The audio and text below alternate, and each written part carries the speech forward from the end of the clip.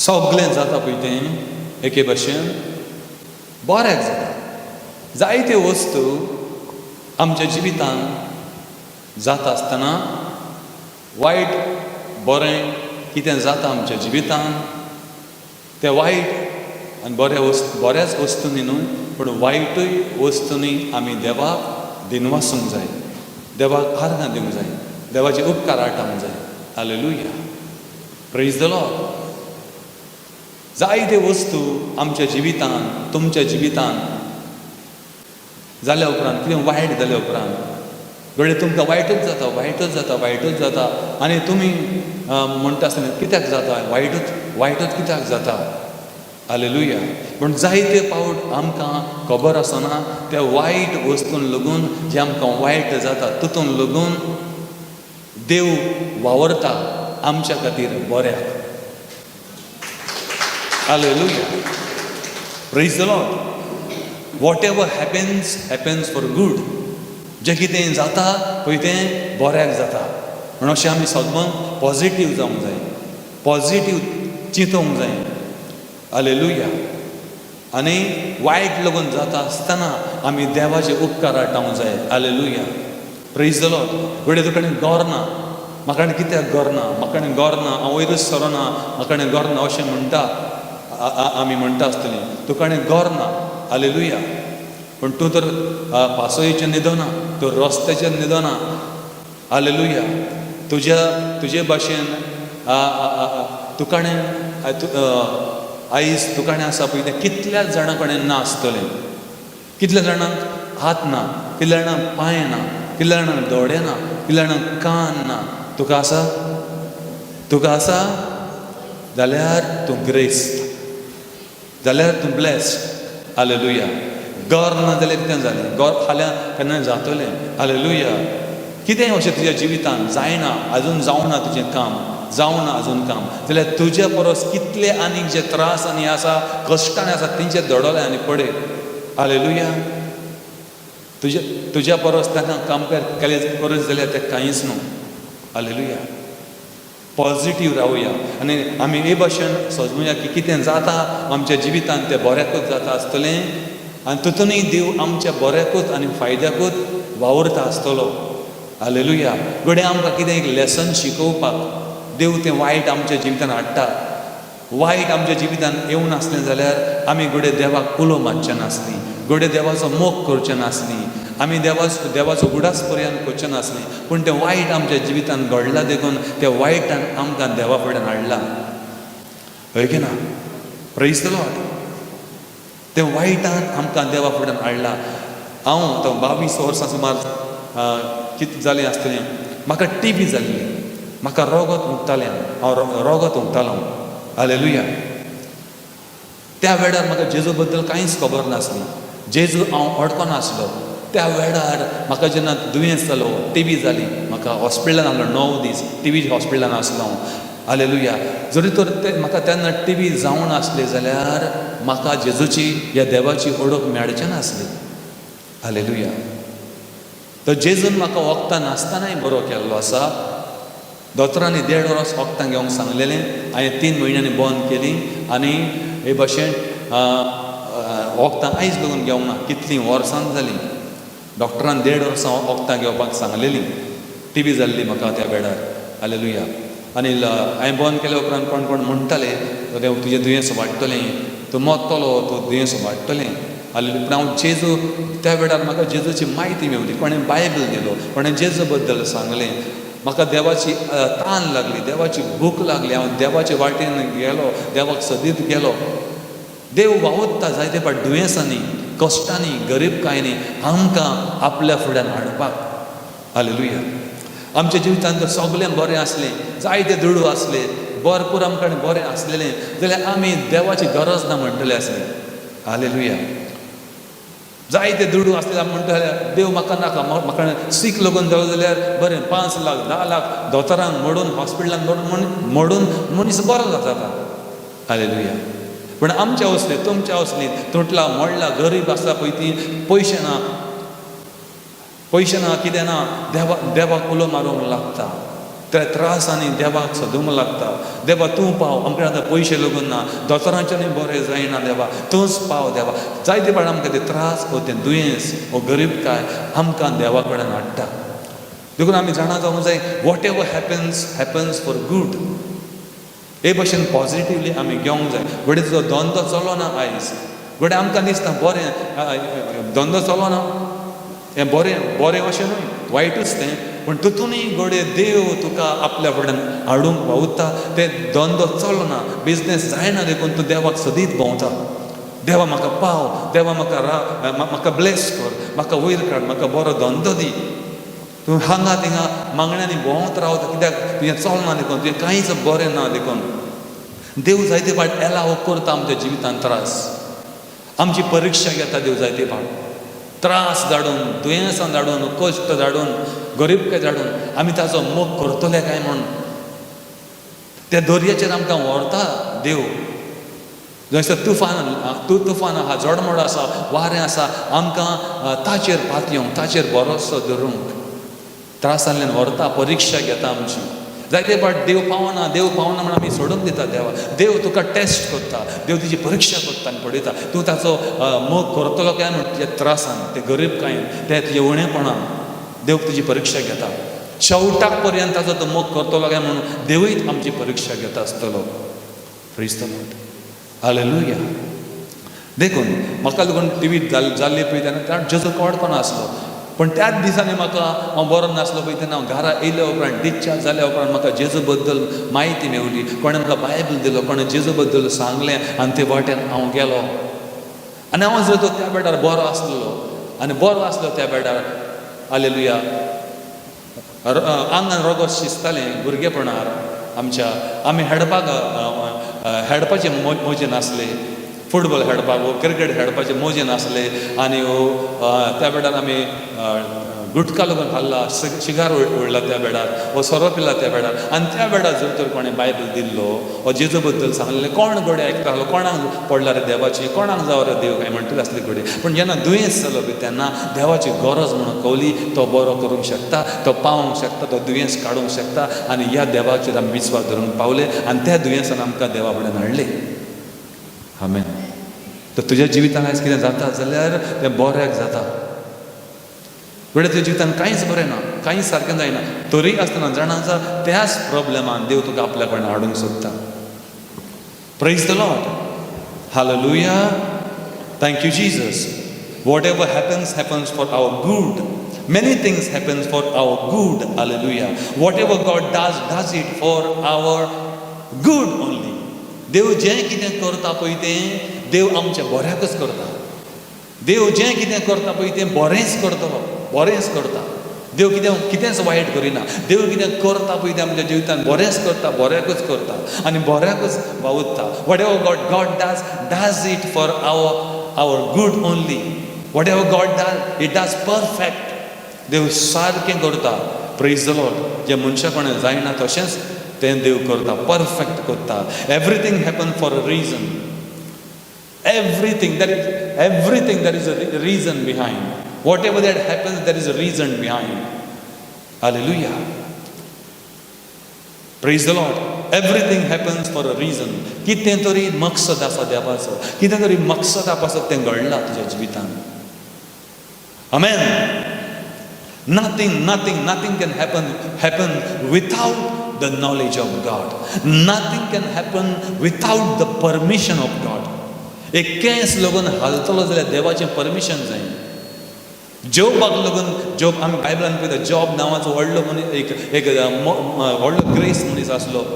देवाचो जायतो मोग करतालो तो, देवाच्या मोगान लाजतालो तो. ताका 8 भुरगीं आसलीं. देवचारान ताची परीक्षा घेतली आनी देवान हो देवचार ऊंच वयता देवा फुड्यान, मडबार वयता ऊंच देवा फुड्यान आनी देवाक सांगता, देवा पळय. हो देवचार ऊंच गेल्या उपरांत मडबाचेर देवाक मेळपाक देव ताका सांगता, देवचाराक, तुवें संवसारान म्हज्या चाकराक पडयल्ला काय म्हणटा. जॉब नांवाचो चाकर जो म्हजो मोग करता, तुवें ताका पडयला. तो कितलो पवित्र जिवीत जियेता, तो कितलो इनोसेंट, कितलो पवित्र, कितलो आपल्याक मानता. तुवें ताका पळयला काय? देंवचाराक देव प्रश्न करता आनी देंवचार ताका सांगता, वय म्हणटा हांवें ताका पळयला, तुवें ताका राखण घातला न्हू, तुवें ताका इतलो ब्लेस केला न्हू, तुवें ताका आशिर्वादीत केला न्हू, तुवें ताका इतलें भरून भरून दिल्लें आसा न्हू, हें सगळें काड, हें सगळें तुवें ताका दिला. ग्रेस्काय बी ती काड आनी पळय, तो तुका शिराप घालतलो, तो तुका विसरतलो, तो तुका सोडटलो. अशें देंवचार देवाक सांगता. हालेलुया. तशें जाल्यार देव म्हणटा, घे तुका हांव अधिकार दिता ताचेर, तुका जाय पळय तें ताका कर, पूण ताचो जीव मात काडी नाका. हालेलुया. देंवचाराक जाय आसलें ह्या मनशाक देवा फुड्यान पयस काडपाक.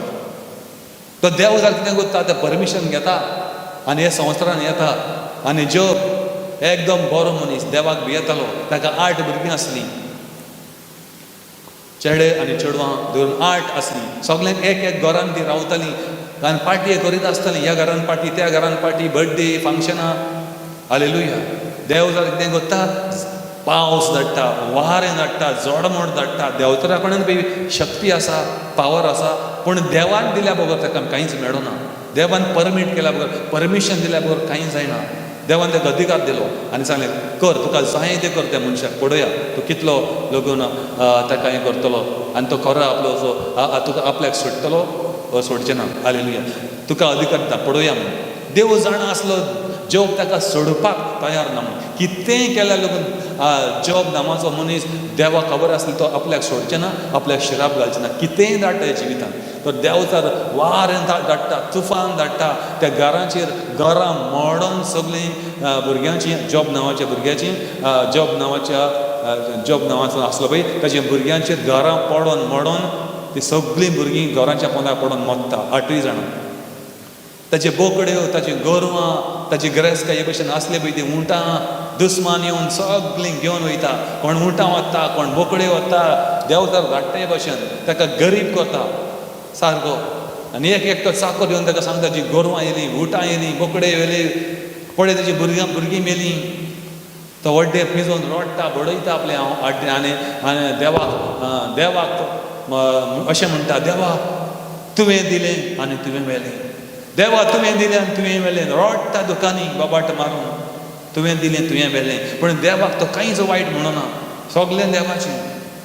देवाच्या परमिशना भायर, without the knowledge of God, without the permission of God, nothing can happen. एक पान लगून झाडाचें हालतलें जाल्यार देवाचो हुकूम जाय, तें पान लगून हालचें ना. हालेलुया. कितें जाता ह्या संवसारान, तुका कितें त्रास आसा, तूं दुयेंस जाला, तुज्या घरान कोण तुटला, मोडला, कोणाक जॉब ना, कोणाची पासपोर्ट जायना, अशें सगळें नाका. देव पळयना, देव कित्याक करिना. आमचें काय म्हणटा आसतलें, देव तुका टेस्ट करता, देव तुजी परीक्षा घेता. देव नोको अशें न्हू, देव हॉलिडेक वचोंक ना, देव टुराक वचोंक ना. देवाक सगळी म्हायती आसा, तो पळयता. पण आपल्याक उलो मारतल्याक तो आदार करता, आपल्याक सोदतल्याक तो पावता. ताका उलो मार, तो म्हणटा आपल्याक आपूण तुका जाप दितलो. आपल्याक उलो मारात, हांव तुमकां जाप दितलो, तुमकां पावतलो, तुमकां मदत करतलो, तुमच्या त्रासांनी तुमकां सोडून भायर हाडटलो म्हणटा देव. आमी देवाकच उलो मारिना जाल्यार आमच्या त्रासांनी देव कसो पावतलो. आमी चड देवा बद्दल देवाचेर पातयेवंक जाय त्या जाग्यार आमी डॉक्टरांचेर पातयता, फ्रेंडाचेर पातयता, हे करतले, ते मदत करतले म्हणून. गाडयांचेर पातयेता, कामां जावचें ना. देव आमची परीक्षा घेता, पडोवंक कितें लागून आमी करतले. आपल्या फुड्यान येतले काय आमी गाडयांगेर वेतले, आमी आनी कोणाच्या फुड्यान वेतले, आनी खंय वेतले, आनी कांय जावचें ना. देवा कोणान येयल्या बगर आनी तिका डिमी मोडल्या बगर जेजू फुड्यान कांयच जावचें ना तुज्या जिवितान बरें. म्हणजे उलटें जातलें सगळ्यांक, निसणटन घट्टान जातलें. जेजू कडेन येवंक लागता, जेजू कडेन येता तेन्ना तुजी लॉटरी कशी लागता, तेन्ना सगळ्यांक तुजें बरें जावंक लागतलें. हालेलुया. तुजी घडयाळ पोत्ती चलता पळय ती सारकी चलोवंक लागतली. तुजी पोत्ती चलताली घडयाळ ती जेजू फुड्यान येवन ताका डिमी म्हणटा तेन्ना तुजी घडयाळ सारकी टायम सारको चलोवंक लागता. स्टार्ट जाता तुज्या जिविताचो सारको टायम. Praise the Lord. डॉक्टरांनी म्हाका सांगलेलें 1.5 वर्स वखदां घेवंक जाय, हांवें बंद केली.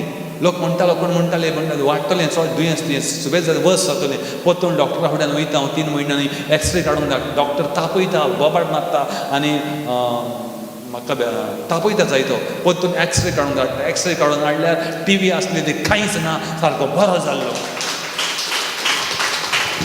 ईमेलाक म्हज्या जिवितांत जिजून करून आपल्या फुड्यान म्हाका हाडलो प्रेज द लॉर्ड जॉबाची सांगता तेजी भुरगीं मेलीं सगळीं भुरगीं मेलीं रोडटा बोबाड मारता देवा म्हजी भुरगीं सगळीं मेलीं म्हजी गोरवां येलीं हें येलें देंवतरान ताका लास्टाक गाये घातले ताका कॉड फुडले ऑटोमॅटीक ताका दुयेंस जालो तो गाये पडोंक लागले ते आंगाक सगळे पांयांक ताण तकलेक ताण सगळे गाये पडले आंगाक कुसलेले गाये वास मारता ते भशेन हालेलुया ते अशें तो घेवन खरपूंक लागलो आयदन घेवन लाकूड घेवन वो कितें मातयेचें नोयाचे कुडके कशें घेवन घांसूंक लागलो इतले ते खोजवताले ते खरपताले तरी आसतना देवाक सोडिना तो देवाक म्हणटा देवा तुवें दिलें तुवें व्हेलीं भुरग्यांक तुवें दिल्लीं तुवें व्हेलीं तुका आर्गां तुजें नांव व्हड जावं त्या कश्टांनी त्या त्रासांनी देवाक आमी आनीक गोट जावंक जाय मावाट आमचो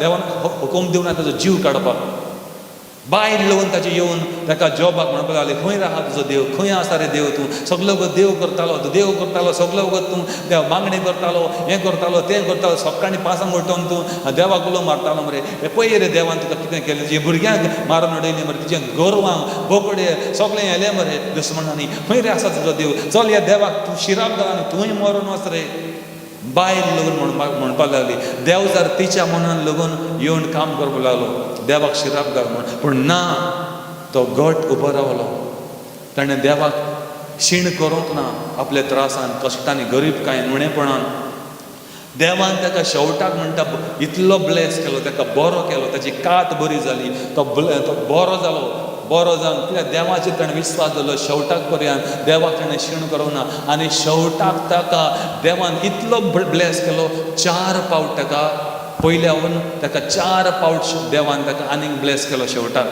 ती परीक्षा ताची जाल्या उपरांत तो जिखलो परीक्षेक देवाक ताणें शीण करूंक ना देवान ताका आदल्या परस ताची भुरगीं आसलीं पळय ताच्याहून ताका आनीक बरीं भुरगीं दिलीं इतल्या ब्युटिफूल भुरगीं दिलीं म्हणटा सुंदर आनी सोबीत दिसतालीं तसलीं भुरगीं आनी खंयच तसलीं भुरगीं सुंदर सोबीत कांय नासलीं आनी देवान ताका इतलो ग्रेस केलो घडये ताची पयलीं 1000 उंटां आसलीं 1000 बोकडे आसलीं ताका देवान 4 फावट सुबेज दिले हालेलुया इतलो ग्रेस आनी कोणूच थिंगा मनीस नासलो म्हणटा त्या गांवांत त्या देसान इतलो देवान ताका ग्रेस केलो आनी इतलो वयर काडलो ताका त्या देवाचेर ताणें आपलो विस्वास दवरलो देवाक विसरोंक ना प्रेज द लॉर्ड जें कितें जाता तुज्या जिवितांत तें पॉझिटीव घे बऱ्याक जाता म्हणून तितून देव तुज्या बऱ्याक वावुरता म्हणून तुजें कितें तरी देव बरें करचें आसा तुका कडेन देव शिकयता लिसांव शिकयता तें लिसांव शिकोवन तूं देवाक अडकोंक पावतलो तुका दूख लागलें चिमटो काडल्या उपरांत दूख जाता म्हणटा दूख दुसरे फावट कोण चिमटो काडल्यार नाका दिसता हालेलुया प्रेज द लॉर्ड आतां भुरगे जरी तर कातर घेवन नाचता भुरगे जरी तर सुरी घेवन नाचता जाल्यार आमी एक बडी मारता ती तुका न्हू म्हणटा हातीक लायतलो हालेलुया जायते फावट आमी कितें रॉंग करता आमच्या जिवितांत कितें रॉंग करता देव आमकां बडी मारता देव आमच्या जिवितांत एक बडी मारले भशेन आमकां आमच्या जिवितांत त्रास धाडटा कश्ट धाडटा ज्या वरवीं आमी त्या त्रासांनी देवा कडेन येवंक लागतलीं आमचीं कामां जायना खंयच्यान वचून दुयेंसांनी त्रासांनी आमी हुंच्यान कितें जायना तेन्ना आमी देवा कडेन येवंक लागतलीं देव एके भशेन चिमटो काडटा मनशाक आनी आपल्या फुड्यान हाडटा थोडी दूख दिता चिमटो काडले भशेन देव थोडी दूख दिता मनशाक थोडे त्रास एलाव कोत्ता मनशाच्या जिवितांत धाडटा आपल्या फुड्यान येवशें आनी येयना जाल्यार आपल्या त्रासांनी मरोन वयता मनीस पूण चान्स दिता मनशाक रिपेंट जावंक चेंज जावंक आनी देवाक वळखून घेवंक praise the Lord Romans chapter 8 verse 28 रोमकाराची चिटीन 8व्या ओविस्वरान आनी 28 ओडीन आमकां सांगता and we know that all things work together for good and we know that all things work together for good सगळी वस्तू आनी सगळ्या वस्तूंनी सगळी वस्तू आमच्या बऱ्याक वावुरता we know that all things work together for good. सगळे वस्तू आमच्या बऱ्याक वावुरता. To those who love God, जी देवाचो मोग करता, जेजूचो मोग करता, तांच्या जिवितान देवाचो मोग करतल्यांच्या जिवितान देव सगळ्या वस्तूंनी बऱ्याक वावुरता. ते वस्तू कितें धाडटा तुज्या जिवितान, कितें घडटा तुज्या जिवितान, ते बरें. ज्या वरवीं तूं आनीकूय मोग करूंक पावतलो. तूं शिंगतलो कितें सारकें, कितें रॉंग, तें रॉंग सोडून तूं देवा फुड्यान सारकें करूंक लागता. सगळ्या वस्तूंनी देव आमच्या बऱ्याक वावुरता, जो ताचो मोग करता. To those who are called according to his purpose. जांकां देवान वेंचून काडला आनी आपल्या फुड्यान आपयला, आपली वडूक दिवन आपल्या फुड्यान आपयला, तांच्या जिवितान सगळ्या वस्तूंनी देव वावुरता बऱ्याकूच. What ever God does it best. Whatever God does good. Hallelujah. For our good. Praise the Lord. Hallelujah. एक स्टोरी सांगता. एक व्हडलो राजा आसलो. अकबर आनी बिरबलाची स्टोरी तुमी आयकला आसतली. हालेलुया. अकबर आहा पळय तो एक राजा आसलो, व्हडलो राजा. अकबर कोण आसलो? राजा आसलो. आमेन. आनी बिरबल आहा पळय तो ताचो एक मिनिस्टर आसलो, शाणो मनीस. राजा फुड्यान आसतालो पळय तो कुशीक, राजा चडसो कुशीक आसतालो, सगळ्या वेळार ताका आदाराक आसतालो. हालेलुया. अकबर एक व्हडलो राजा आसलो आनी हो राजा एक दिसा आपली तलवार पासता आसतना चुकोन ताच्या बोटाकूच लागता आनी तेजें बोट कातरता. Praise the Lord. आनी अकबर राजाचो मंत्री आसलो, एक शाणो मनीस, ताच्या बरी सगळे वेळ आसतालो. तो म्हणपाक लागलो, बिरबल म्हणपाक लागलो राजा, बोट कातरल्या उपरांत राजाचें, हालेलुया, जें कितें जालां पळय तें बऱ्याकूच जालां म्हणपाक लागलो. कितें बरें तुका जालां पळय तें बऱ्याकूच जालां. आतां राजाक कितें एकदम राग येता, ताजो एकदम राग येता आनी तो राजा ताका म्हणटा म्हजें बोट कातरलें आनी तो म्हणटा कितें जालां पळय तें बऱ्याकूच जालां. Praise the Lord. हालेलुया. राजा कितें राग येता, राजा कितें करता, आपल्या सिपायांक आपयता आनी व्हर म्हणटा एका पिश्या मनशाक आनी जेलीन घाला म्हणटा. Praise the Lord. शिपाई येता आनी ह्या शाण्या मनशाक, मंत्र्याक, राजाच्या मंत्र्याक, बिरबलाक व्हरून जेलीन घालता. Praise the Lord. आतां राजाचें बोट कातरलें, रोगताचो शिंवर. आतां थोड्या दिसांनी तें बोट बरें जावंक लागता आनी राजा शिकार करूंक रानान वता. हालेलुया. शिकार करूंक राजा रानान वता. थोड्या दिसांनी राजा शिकार करूंक गेल्ल्या कोण्यान राजा त्या रानान शेणटा. ताका वाट कळना कोत्तून येवपाक. आनी रानान ताका ते जंगली मनीस, रानवटी मनीस, जंगली मनीस आसता पळय ते, हालेलुया, ताका राजाक दवरता. तो तांकां सांपडटा आनी ते ताका राजाक बांदता आनी आपल्या गांवान वता, आपल्या विलेजीन वता, हब्बा हब्बा हब्बा हब्बा हब्बा हब्बा करून. हालेलुया. ते रानवटी आसता पळय ते रानान. हालेलुया. ताका घेवन राजाक घेवन येता ते. कित्याक व्हरता? ताका बली करपाक, बलिदान करपाक, देवचाराक, तांच्या देवी देवताक म्हणलेले भशेन ते देवचार. देवी देवता म्हणलेले ते देवचार. देवचारांक मनशाक मारून मनशाची गवटी कातरून बलिदान करतात. ताचें रगत, मनशाचें रगत भेटयता त्या देवांक, देवीक. म्हणजे ते देवचारांक भेटयता. कित्याक देवचाराक रगत जाय, देवचाराक रगत जाय. देखून तो एका मनशाक आमकां सगल्यांक मारून आमकां हातलो आसलो देवचार. जरी तर जेजू ह्या संवसारान येवन आसलो जाल्यार आनी आपलो बलिदान करून आसलो जाल्यार आपले कुर्साचेर त्या किडे मारले, तेजेर किडे मारून आनी पांयाचेर किडे मारून आपलें रगत वारोवन आसलें जाल्यार देवचार आमचें रगत मागपाचो. आमच्या पातकांक लागून आमकां रगत वारोवचें पडपाचें. आमी पातक केला, तुवें पातक केला, तुवें मरोंक जाय आसली. तुजें रगत देवचार तानेल्लो घेवपाक. पण जेजून ह्या संवसारान येवन त्या क्रुसाचेर मरोन हातींचेर पांयाचेर किडे घेवन आपलें रगत वारयलें आनी एके भाशेन देवाचो कायदो पुरो केलो आनी देंवचाराकूय एके भाशेन ताणें म्हटलें चल हांवें रगत वारयलें आतां तुजें काम काबार. हालेलुया. आनीक आनी बलिदान ना, मनशाक आनी मारपाक नाका, मनशाचं बलिदान नाका. पुढे हांव एक मनीस जावन आयलो, हांव देव जावन मनीस जावन आयलो, देव मनीस जालो आनी हो मनीस जावन त्या कुर्सार मेलो. मनशाचो बलिदान ताणें दिलो. तो देव जावन आयलो जाल्यार सारको देव कसो मोच्चो नासलो तो देव मनीस जालो. देखून ती मनशाची कूड कशी ताका मारलो त्या कुर्साचेर, तें रगत वारयलें, तुज्या खातीर म्हज्या खातीर आपलें रगत दिलें, आपलं बलिदान दिलो. देखून आनीक आनी बलिदान आमचें नाका, एक बलिदान जेजूचो संपूर्ण जालो. हालेलुया. तो राजाचो बलिदान करपाक ते घेवन गेले, ताका बांदलो, हातीक दिली, लांकडांक उजो घालून ते थिंगासर गवटी कातून बलिदान करता आसलो राजाचो. तो ते हब्बा हब्बा हब्बा हब्बा हब्बा करून ते वता पळय ते रानवटी, ते ताका आतां बलिदान करपाक आसले उज्यान लासून मारून. हालेलुया.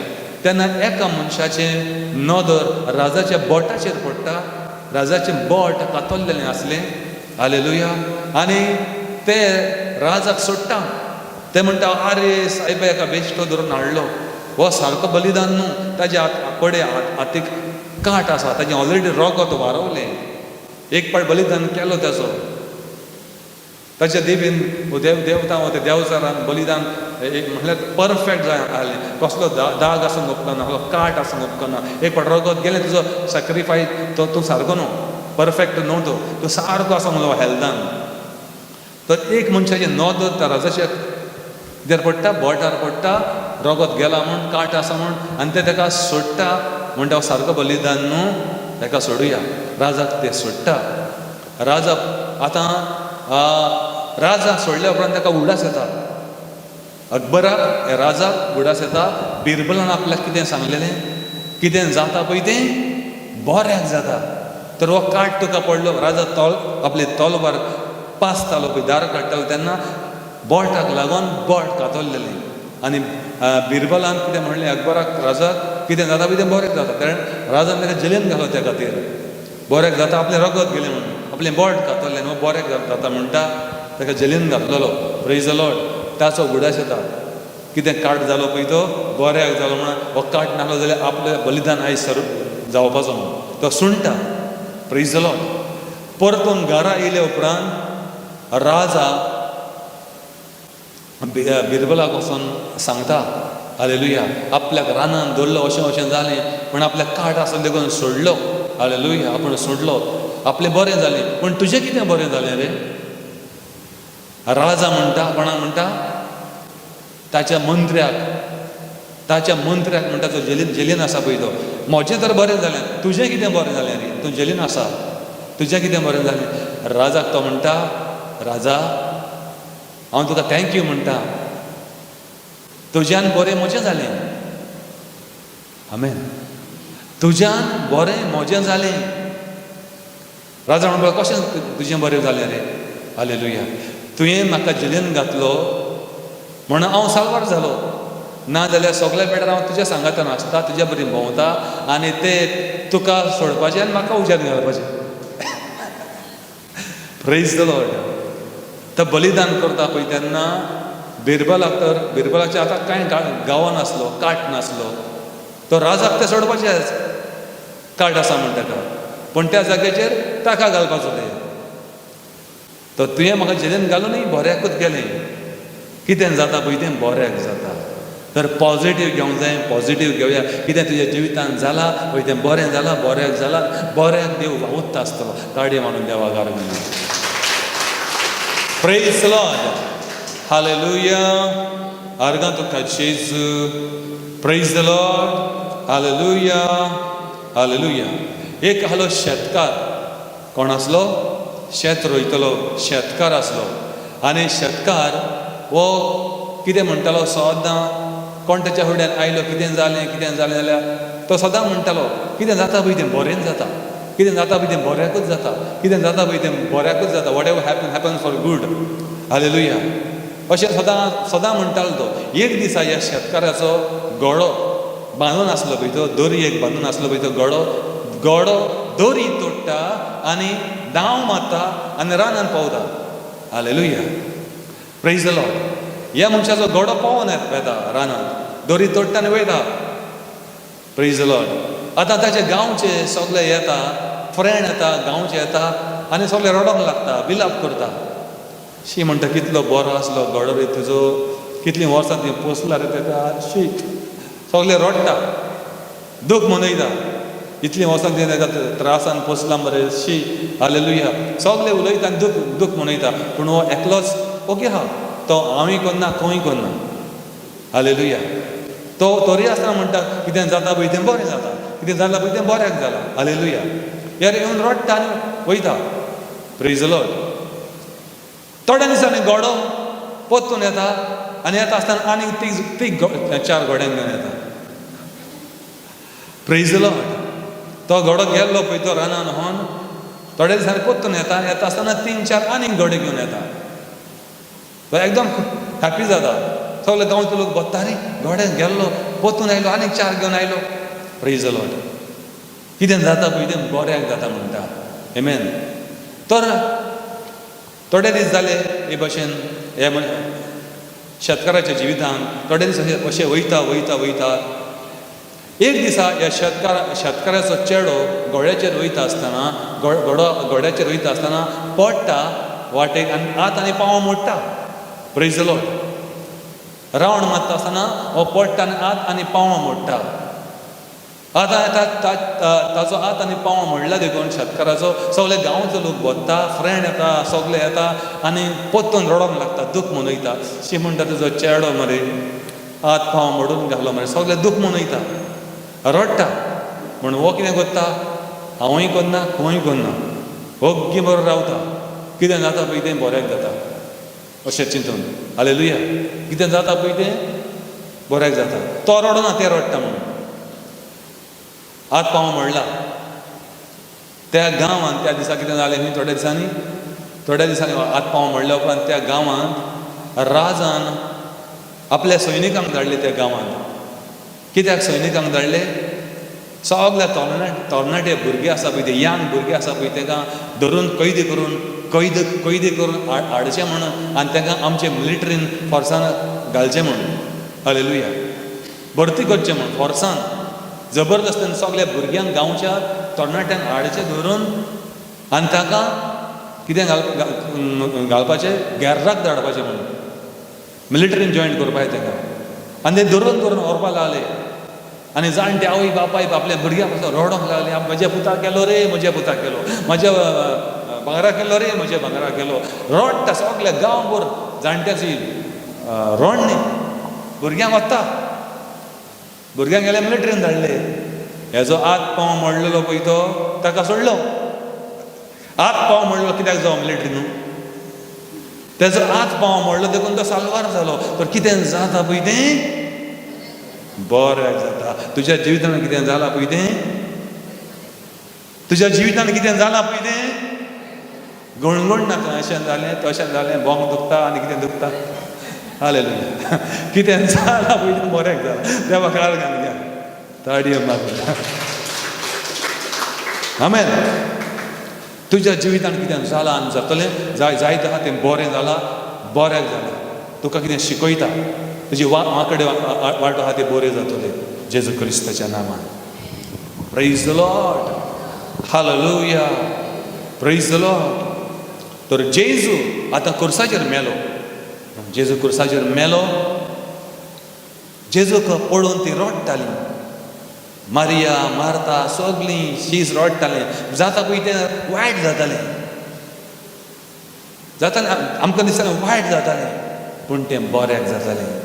पळय की ना. जेजूक तोडलो, मोडलो, पिंजलो, रोगताचे शिंवर आनी वाव देंवताले, पूण ताचें मरण फायद्याचें आसलें. ताच्या मनान कितें गुपीत लिपलेलें, गूट लिपलेलें. ताच्या मनान ताणें मरोंकूच जावं आसलो. ताणें मरोंकूच जालें, कश्ट भोगचेच आसले. पळयतल्यांक तें वायट आसलें ना, जेजू मरोंक ना, ते त्रास जेजू कितले किडे घेवंक जाय, पूण तें दूख आसलें, भोगचें आसलें. पूण त्या दुखान आमचें सूख आसलें. त्या दुखान जेजूच्या दुखान आमचें सूख आसलें, जेजूच्या मरणान आमचें जिवीत आसलें, जेजूच्या दुयेंसान आमची पिळकोवणी आसली, जेजूच्या गरीबकायेन तानेल्लो भुकेल्लो, जेजूचे गरीबकायेन आमची ग्रेसकाय आसली. जेजू त्या कोर्साचेर विगडो केल्लो, ताका लोजेक घातलो, जेजूचे लोजेन आमचो मान लिपलेलो आसलो. होय की ना? हें सगळें लिपलेलें आसलें. जेजू मरोंक मेलो, वायट जातालें, पूण तितून आमचें बरें आसलें. जेजू मरोंक नासलो जाल्यार आमकां मरचें पडटलें आसलें. जेजू मरोंक नासलो जाल्यार आमकां सर्गीचें दार उक्तें जावचें नासलें, केन्नाच जावचें नासलें, बंद उरपाचें. आनी आमी सगळीं मिलियनांनी हो लोक संवसारान आसा पळय तो मरोन उज्याच्या नरकाच्या उज्यार वयतलो आसलो. कोणूच मनशाच्यान आपल्या बडान आपल्याक साल्वार करूंक जावचें नासलो, स्वर्गार वचोंक जायना. कित्याक जेजूच ती वाट, जेजू सर्गीची वाट, स्वर्गार वचपाची वाट जेजू. तो जिवीत दितलो, तो मेलो, आमकां जिवीत दिलें. देखून ताच्या तांय लिपलेलें आसा गूट जिविताचे, पेकोवणीचे, ग्रेसकायेचे, सगळे बरेपणाचे. वायट जालें पूण आमच्या बऱ्या.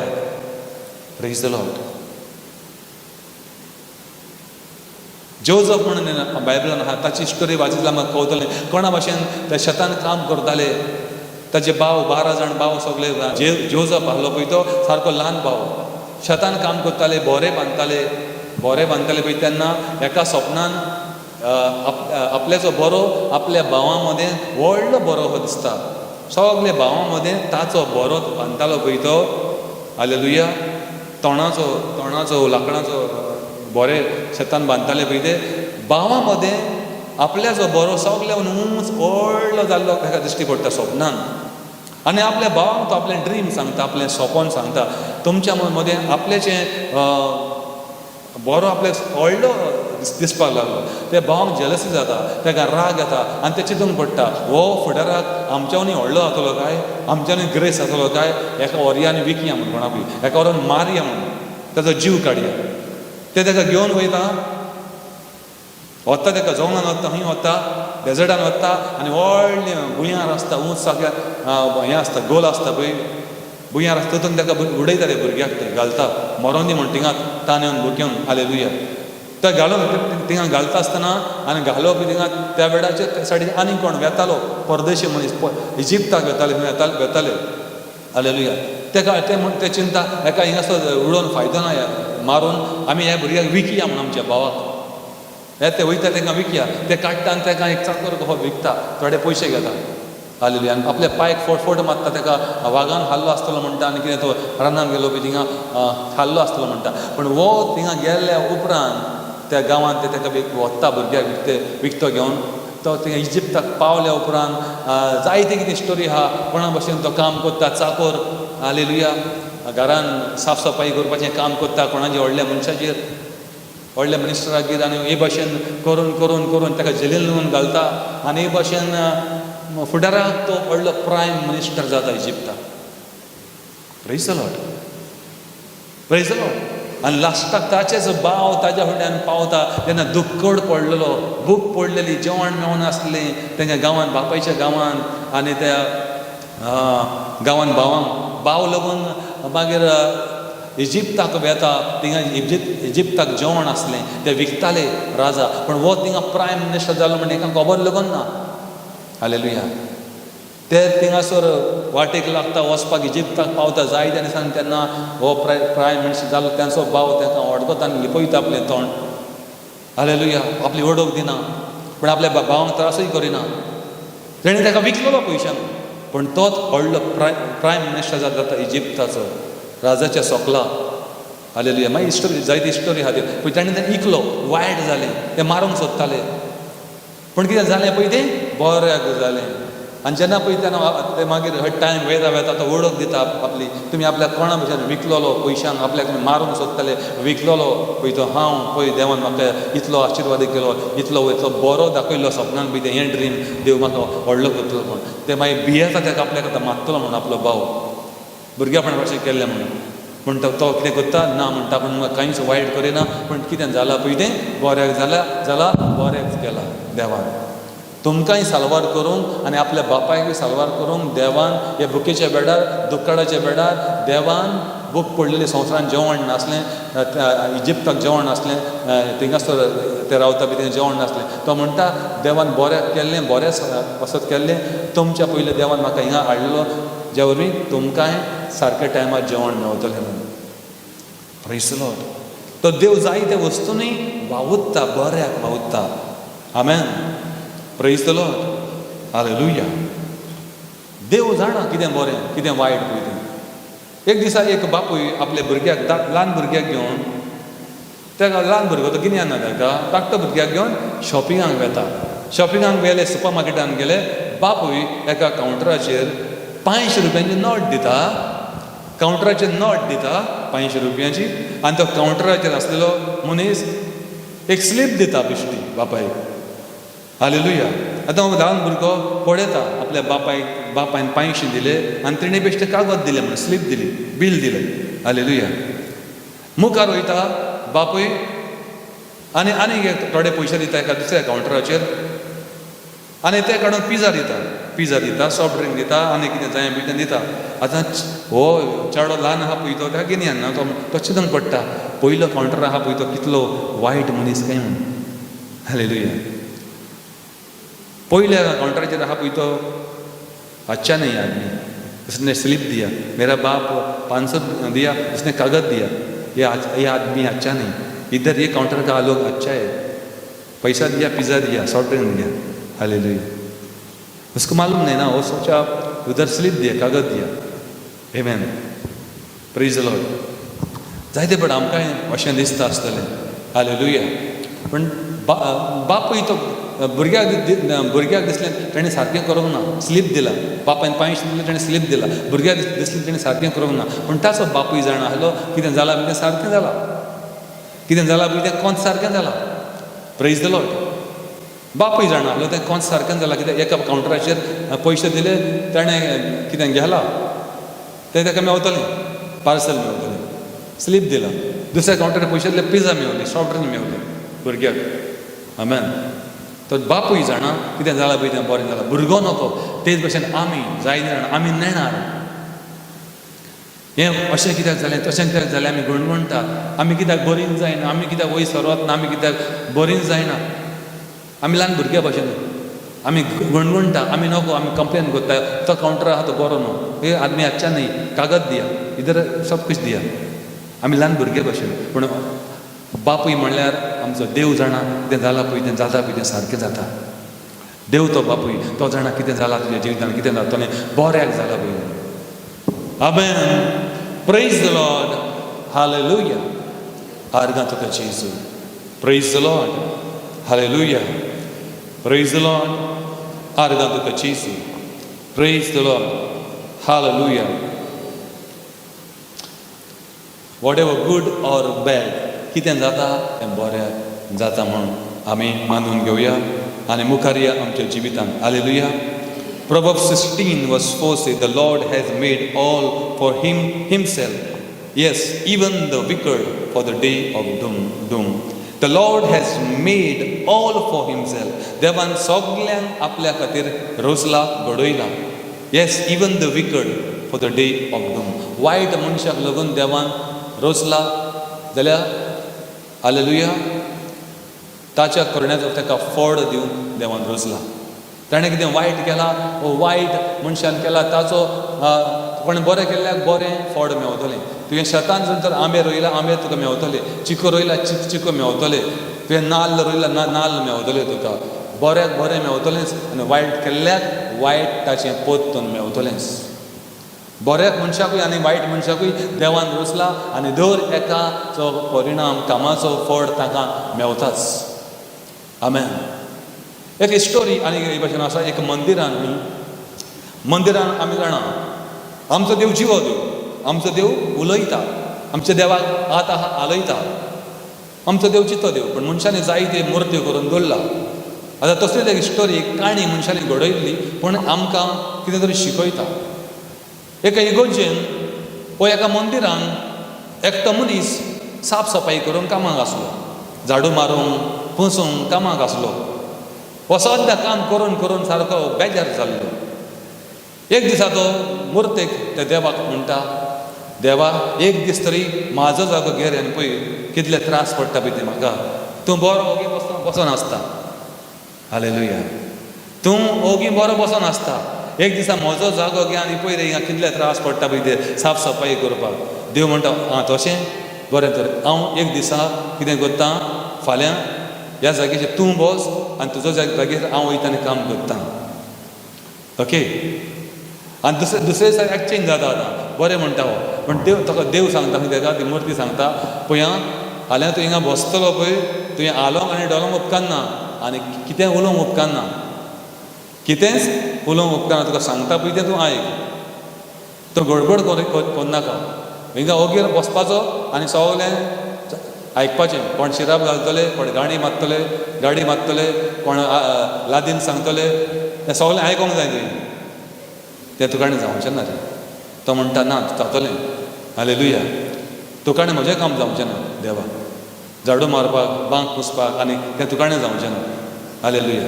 बरें. आतां हो मनीस थिंगा बसलो. हालेलुया. देवाच्या जाग्यार बसलो. देवान ताका सांगलें खंय कोण येता पळय ते गाडी मारतले, भाशण सांगतले, ब्लेम करतले, तुका बोट दाखयतले, ओग्गी राव. Praise the Lord. कांय म्हणप ना. Praise the Lord. सगलें आयकपाचें सगल्यांचें. बरें. आतां दुसऱ्या दिसा एक मनीस येयलो आनी थोडे पयशे काडले. देवा हे घे तुका आनी म्हाजेर बेसांव घाल आनी म्हाका हेच भशेन जायते पयशे येवपाक म्हाका तो मदत कर. देवाक सांगता तो. थोडे देवाक पयशे दिले खंय मंदिरान घाले. देवा हे भशेन सदां म्हजो धंदो चल्ल्या पुरो, म्हज्या धंद्याचेर बेसांव घाल. आतां कसलो धंदो? चोरून लोकांचे मारून पयशे हाडटा आनी देवाक सांगता पळय आं एक करार करया, एग्रीमेंट करया. हांव कितें जोडटा पळय तें थोडें तुका. हालेलुया. Praise the Lord. आतां तो थिंगा पयशे घालता आनी आतां देवाक सांगता पळय म्हणजे बेसांव घाल, म्हजें वाडय चोडय, आपूण तुका आपलो वांटो दितलो. Praise the Lord. तो घालून वयता आसतना तें पॅकेट पडटा खंय आनी त्या पॅकेटान बरेच पयशे आहले. 10 आहलो, 50,000 सुमार पयशे आहले तितून. ते पॅकेट थिंगा पडटा आनी तो वयता, ताका खबर ना. मातसो रावन एक भिकारी येता. भिकारी सारको गरीब मनीस येता, पण लोकांचें बरें करतालो, समाजाची सेवा करतालो. ताची बायल एकदम सीक आसली आनी ताका पयशे लागून नासले. हालेलुया. पयशे लागून नासले आपले बायलेचें वखद हाडपाक, हॉस्पिटलान व्हरपाक. गरीब मनीस देवाक सांगता येवन, देवा म्हाजी बायल बरी ना, म्हाका पयशे ना, कांय ना, आपूण कितें करूं? हालेलुया. आपल्याक तूं पाव म्हणून. हालेलुया. तितल्यान थिंगा पॅकेट पडलें ताका दिश्टी पडटा पयशांचें. तो तें काडटा, तितून जायते पयशे आहले. देवा तुका हांव थँक्यू म्हणटा, तुवें म्हाका आयज पावलो देवा. पॅकेट कोणाचें? पयलो मनशाचें पडलेलें, चोराचें. आतां हो वचपाक आहा. आतां हेजें तोंड उक्तें जातालें. सांग तें पॅकेट तुजें न्हू. हो देव बसला पळय, ताका उलोवंक येता, पण उलोवंक जायना आतां. कित्याक ताका हुकूम घाला पयल्या देवाक उलोवपाचो न्हू. हालेलुया. तो ताका सांगूंक सोदता हें पॅकेट तुजें न्हू, तें हिंगा आसूं दी.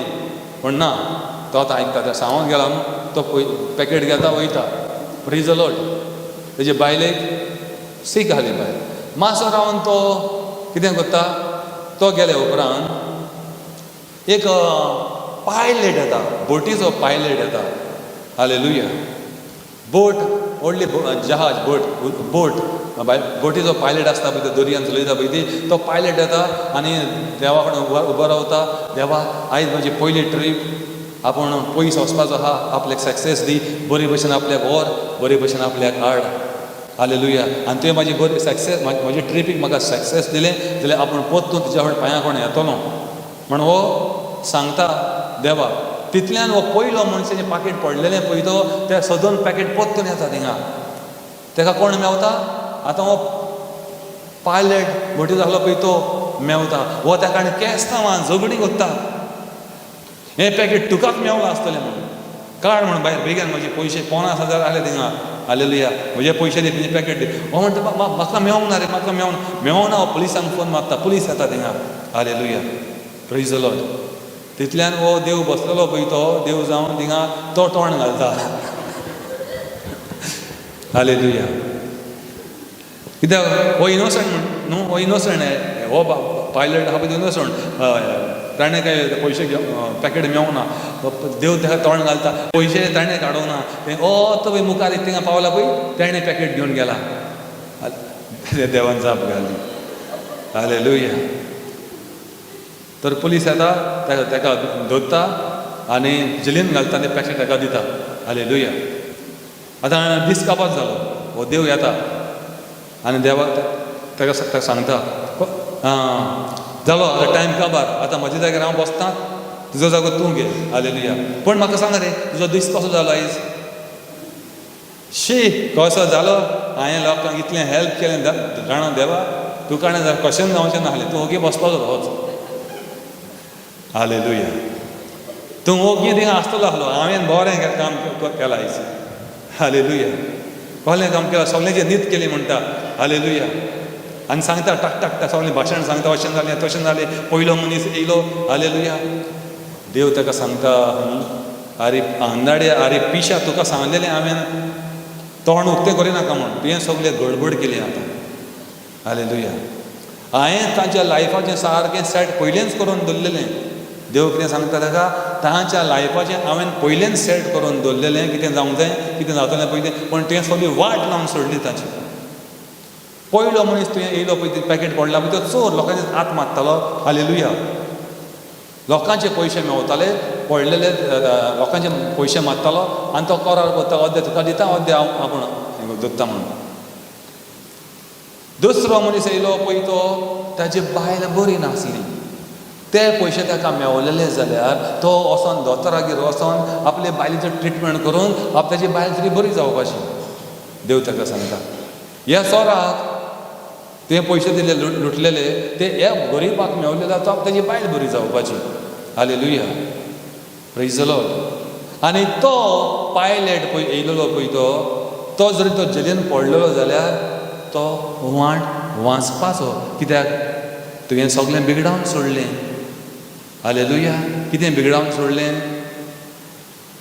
पयलीं ताची बायल बरी जावपाची ते पयशे ताका मेवल्यार हो पायलट जेलीन पडलेलो जाल्यार तो साल्वार जावपा कित्याक देव म्हणटा आयज दर्याचेर व्हडलें तुफान जावचें आसा आनी तो बाबडो पायलट मरतलो आख्खी बोट बुडोवन कितलो लोक अजरांनी बोटीन आसलो तोवूय मरून वयतलो तांच्या लायफाचें हांवें पयलें सेट करून दवरला साल्वार जावपाक कशें जावपाक पण तुवें सगळी वाट लावन सोडली प्रेज द लॉर्ड कितें जाता पळय तें बरें जाता म्हणटा आतां हेणें तर गडबड करूंक नासलें हो आपूण देव जालो आपले ताणें असायनमेंट केलें आपले भशेन केलें आनी देवाचें कितें केल्लें पळय तें बिगडायलें देवाचो प्लॅन आसलो ताची बायल बरी जावपाक ते पयशे ताका मेळून देवाचो प्लॅन आसलो ती बोट वचोंक पावची नासली तो प्रिजनान पडलो जाल्यार लोक मरचो नासलो पण हेणें वाट लावन सोडली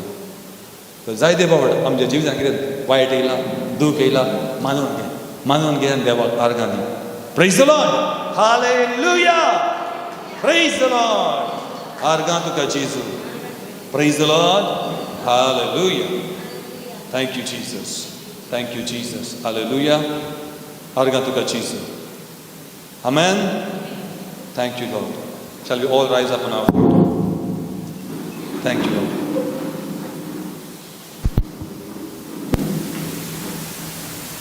हालेलुया सगळीं म्हणा म्हजेर बेसांव पडों दी म्हजे फॅमिलीचेर बेसांव पडों दी म्हज्या धंद्याचेर बेसांव पडों दी म्हज्या भुरग्यांचेर तांच्या इस्कॉलांचेर बेसांव पडों दी जेजू क्रिस्ताच्या नांवान हालेलुया आनी हांव मागतां जी म्हाका आयकता युट्यूबार पळयता तुमचेर बेसांव पडों दी हांव मागतां देवान तुमच्या जिवितान व्हडलीं दारां उक्तीं करूं दी तुमची व्हडलीं कामां करूं दी म्हणून हांव मागतां हालेलुया देवान तुमकां पावली तुमच्या त्रास आनी तुमच्या त्रासांनी देव तुमकां पावतलो.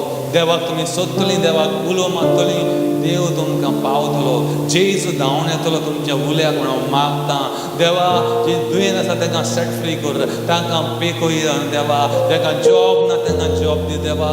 मोगड बापा आमी मागता रशिया पासत, रशिया आनी युक्रेन देवा ह्या वेळार गॅर चलता देवा. आमी मागता देवा तिंगा पीस देवा. Father we pray your great peace my God come down my God, make everything silence, make everything all right. माय भाव भयणां फाटी उरलेले आसा देवा. देवा मी मागता युक्रेन आनी रशिया पासत देवा बाबा शांती येवं दी देवा, समाधान येवं दी देवा. आमी मागता ब्लेस कर आमची राष्ट्रां देवा आनी सगळ्यांक पाव जेजू क्रिस्ताच्या नामान. ह्या जाग्यार आयिल्ले आमचे भाव आमचे भयणांक टच कर, ब्लेस कर देवा. आनी हो युट्यूबार पळयतले घरांनी मिलाग्रे जावं दी देवा. तुजो पवित्र आत्म्याचो पावर तांचेर देंवोन येवं दी देवा आनी हील जावं दी देवा जेजू क्रिस्ताच्या Naaman. Touch them my God, touch them my God, touch them and bless them.